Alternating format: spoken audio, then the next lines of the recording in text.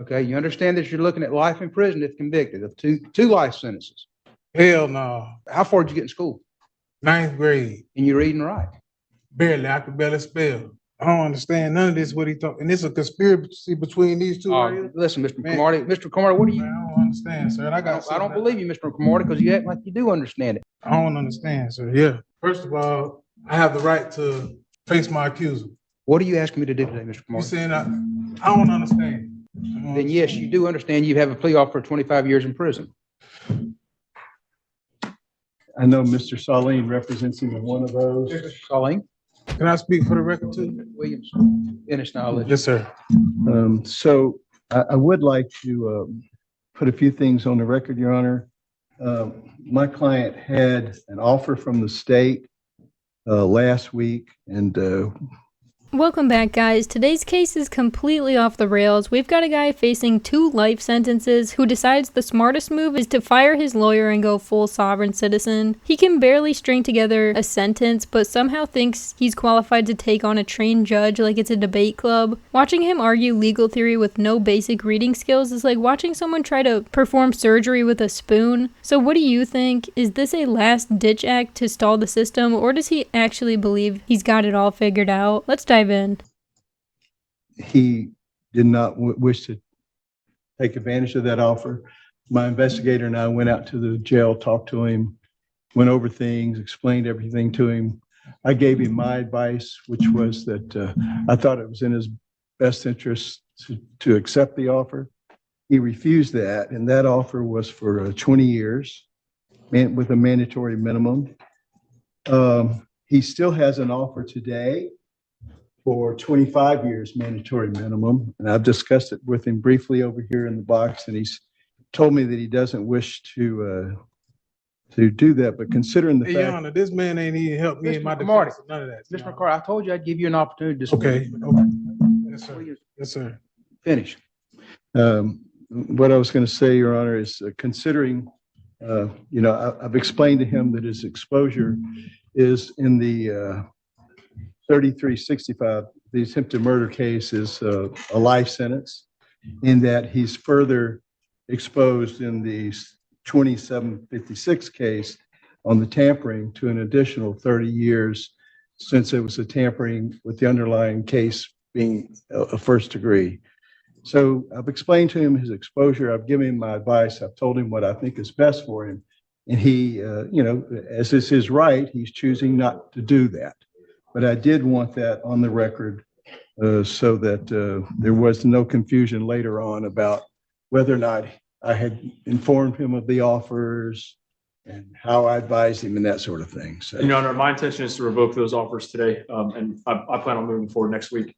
One thing that Mr. Williams mentioned, yesterday I filed the HBFO notice, which actually extends his exposure in the tampering case from 30 years to possible life in that case as well. Okay. So the maximum that Mr. Cromartie faces is 2 life sentences consecutive. Okay. I really wasn't aware of that. You hear what he said? Yes, sir. But So let me ask you this. Before the judge is going to give you a chance to talk. Okay. But in light of the fact that Mr. Sullivan has made this new filing, and now you have your maximum exposure is 2 life sentences, do you wish to reconsider your choices with regard to accepting the offer? I don't understand. I don't understand. And being him, being that he's representing me, we haven't even worked the defense in this case at all, period. Okay. And plus, let's take one thing. Do you understand that you've been offered 25 years in prison? I don't understand, sir. Yeah. Then yes, you do understand you have a plea offer for 25 years in prison.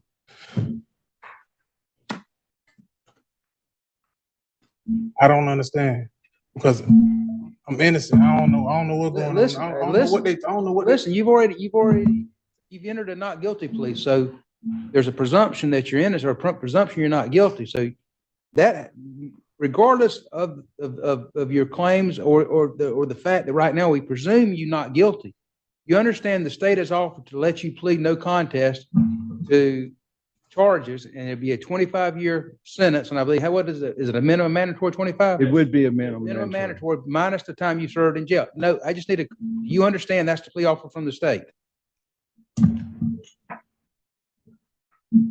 Hell no. I don't understand none of this, what he talking, and it's a conspiracy between these two right here. Listen, Mr. Man. Cromartie, Mr. Cromartie, what do you, Man, I don't understand, sir, and I got. I don't believe you, Mr. Cromartie, because you act like you do understand it. But what are you asking for right now?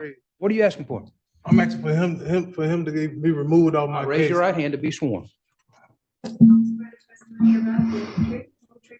I do.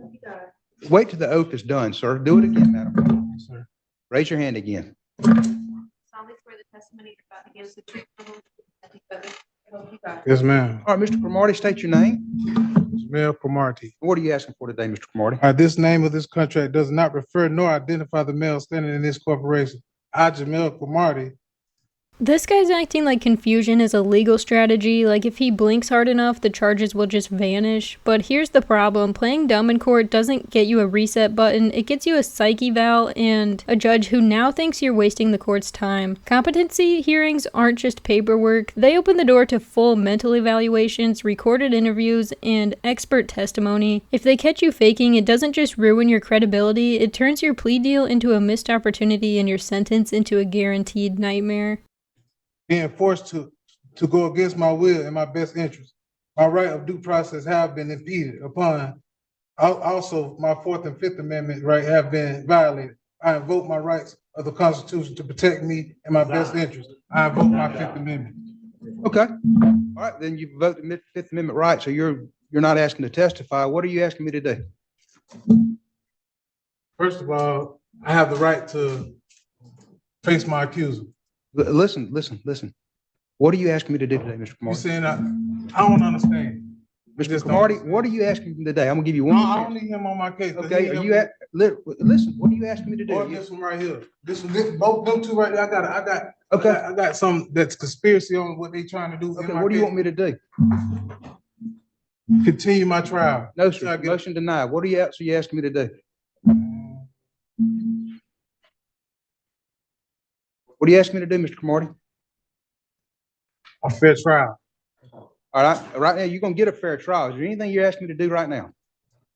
I'm saying I don't need them on my case. What are you asking me to remove them? Yes, sir. And then you gonna represent yourself or are you gonna hire another attorney? I'd rather represent myself to get an attorney. You already sworn in, so state your name again. Jamel Cromartie, sir. Mr. Cromartie, you're asking to represent yourself next week, is that correct? Yes, sir. Okay, you understand that you're looking at life in prison if convicted of two life sentences. Okay.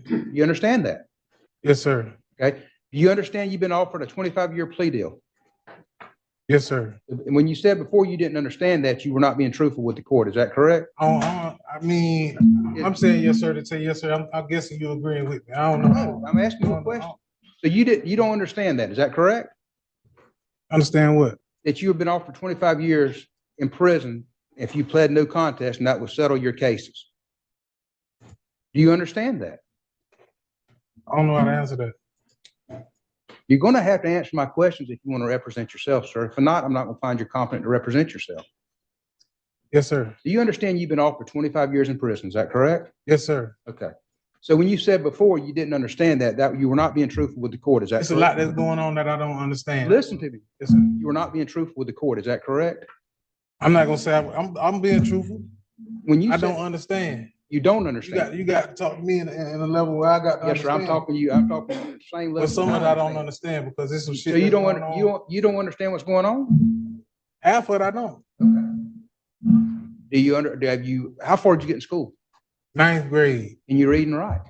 barely. I could barely spell. Okay. And do you understand if you represented yourself, you'd have to do everything a lawyer I'm gonna did? do what I can that I've been trying to do. Do you understand you'd have to do I do everything? better than him. Listen to me. If you want to represent yourself, you got to answer these questions. If not, I can't allow you to represent yourself. So, I ain't trying to make a fool of myself, but Yana, I don't need them two on my case. okay. You can barely read and write. Is that correct? I learned. You're going to pick a jury Monday morning. I'm not continuing the case. And you're going to try the case next week if you represent yourself. Okay. Can you read and write? I'm gonna learn. Right? You don't have time to learn. So you can barely read and write. Is that correct? You don't understand about the plea offer. You understand that lawyers are trained in the rules of evidence, criminal procedure, and the law. They're there to assist you in preparing for trial and trying the case. Do you understand that? Okay, well, I'm gonna find that you're not competent to represent yourself. Mr. Salim will stay on his case. Mr. Williams will stay on that case, and we'll see you Monday morning and pick a jury. All right. This guy's giving the kind of performance that makes you wonder if he practiced looking confused in the mirror before court. One minute he's baffled by basic words, the next he's quoting obscure legal phrases like he's been cramming YouTube videos in his cell. Judges have seen this move before, it's not new, and it definitely doesn't work. If you claim you can't read, they don't drop the case, they just slow it down, document everything, and make sure you have zero excuses left when that sentence drops. Well, Mr. Clark, can I say something, sir? Yeah, you can address, yes, sir, address your case also, the one you're representing yourself. Also. Right. Yes, sir. That's for the record, that's 23 CF 204. Yeah. Well, I got a couple motions I want to file on that one, but Okay. about that case, so can I ask why am I being held without bond? That jury isn't just going to convict him, they're going to do it with the look of pure exhaustion from listening to his nonsense. And the next hearing is somehow worse. He gets a bond, walks free, and immediately proves the court was too generous. Let's go ahead and get into it. Sir, Mr. McCoy, we've gone over that. I revoked your bond, I believe, in the K2 case numbers because of the arrest. So I think we've already adjudicated that and litigated that. I'm gonna litigate it, but that's why you're being held without bond. I mean, is there a reason though, sir? Like, Yes, sir, reason because to be held without bond? yes, because you were out on bond and you picked up another charge. But I'm innocent on that charge, Mr. Clark. And I got the evidence. Absolutely, you're presumed innocent on all the charges. So I assume you're not admitting that you're guilty on the two charges that you're out on bond on. You're presumed innocent on all three of the charges. Can I ask that the state has filed a motion to hold me without bond, Mr. Clark? No, sir, I believe the court, and I may be wrong, I may have done it on my own motion. You had a hearing in February, I believe it was February 24th, and then you addressed it also at our last hearing on October the 17th. There was an order of revocation of release, and that was done by the first appearance judge on January 18th. So that judge held a hearing and revoked your bond or issued basically a warrant and held you without bond. So that, and I upheld that. I understand, sir, but it's been since January. Is there a reason why you feel like I need to be held without bond? Yes, sir, because you picked up another charge while you were out on bond. Well, Mr. Mr. Clark, I'm just speaking real quick. Go ahead, do it quick. I've already addressed that. I'm not making it any plainer for you. Have a little patience with me, sir. I understand that's judges. They should be patient with their client, with litigants. Well, I'm as patient as you. I'm gonna be patient. I'm gonna treat you just like a lawyer. And I'm treating you just like a lawyer. And when a lawyer goes to repeating themselves or re-litigating something that's already been litigated, I give them very little short leash. And that's basically what I've done to you. I've addressed that so many times. I'm not prepared to address it again today. So if you want to talk about something else, let's move on. But I'm not going to reinstate your bond today. Okay? Ask you why, Mr. Clark? Yes, because you picked up another charge while you were out on bond. Well, That is just, okay. I know that you say you're innocent, and you've said you're innocent on. Listen, I just want to say this one thing, Mr. Clark. One thing, but we can move on to the next thing. Okay. Okay. What makes me different from the person that you released last month? I don't know. I picked up a driving on suspended license charge. I got no idea. He had battery on a police officer. I'm not going to compare you to other. Battery on a police officer. I'm not going to compare you to other cases right now because I can't remember. It's not fair to me. I don't know why I did what I did. I've been in this case. Let's move on. I've answered your question. What else is there? This guy's talking like bond is a coupon he forgot to redeem, just loud enough and maybe the judge will cave. But here's the thing, bond isn't a reward for showing up, it's a calculated risk the court takes if you've proven you're not a threat or a flight risk. He already burned that bridge the first time and now he's shocked it's not magically rebuilt. Honestly, the most surprising part is that he still thinks complaining is a strategy. Go ahead. Sitting in jail for 3 years, Mr. Clark. I understand, but tell me what else. No, you ain't sat in jail for 3 years. This was the January for a few months when I caught that BS charge, but I got a total time before 3 years in jail. Let's go. What else we need to do? Set me up for a bond here. Okay, December 19th at 9 o'clock. Okay, well, wait a minute. I ain't done yet. I still got some motions I want to file. Okay, you can file them. Now, have you got copies for the state? Yeah, I got copies for the state. Okay, you need to provide I guess it's Mr. Ferrer. Oh yeah, what about on my new case? Okay, on my new case. No. I never had a driver's license, right, in my life. And the fact that I'm charged with a felony is wrong, it's because driving without a valid driver's license is a misdemeanor, even if you are habitualized. Hey, you need to file a motion. Well, I got the motions ready right We'll here. file it. Okay, I'm about to file it. But my thing is, if it's already on the court's attention that the information that was filed on me was wrong, that's a fundamental error. That's It's a, impossible to this charge is me with it. unsworn testimony. I got no idea, but file your motion. And we've got everything. We'll set. We already been through that because I'm a charge before, I'm a case before, you already corrected that charge. So why is? Listen to me. I'm not arguing with you. This is a pretrial. I'll set your motions for December 19th. If you want to file your motions now and get everybody ready. Right now, I'm filing, okay, what about my, oh yeah, back to the representation thing that we had. Okay. Okay, I have a copy of my transcripts, Yes, sir. and you said that I expressly requested counsel. I got a copy of my transcripts to prove that that's not true. Okay. Well, you, on what case?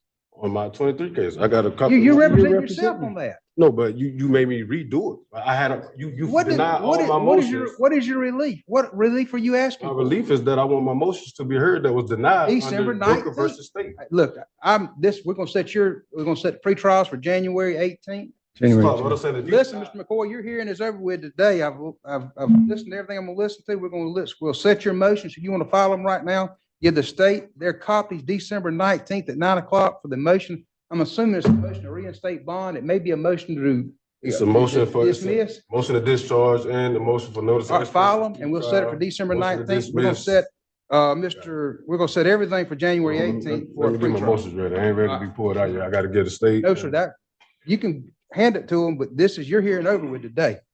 I can't get them my motions. Yeah, that's got nothing to do with it. All right, I gotta get them ready. You just let Mr. Devontae McCoy sit in the courtroom and get his paperwork ready and let him file his motions and give his copies to the state.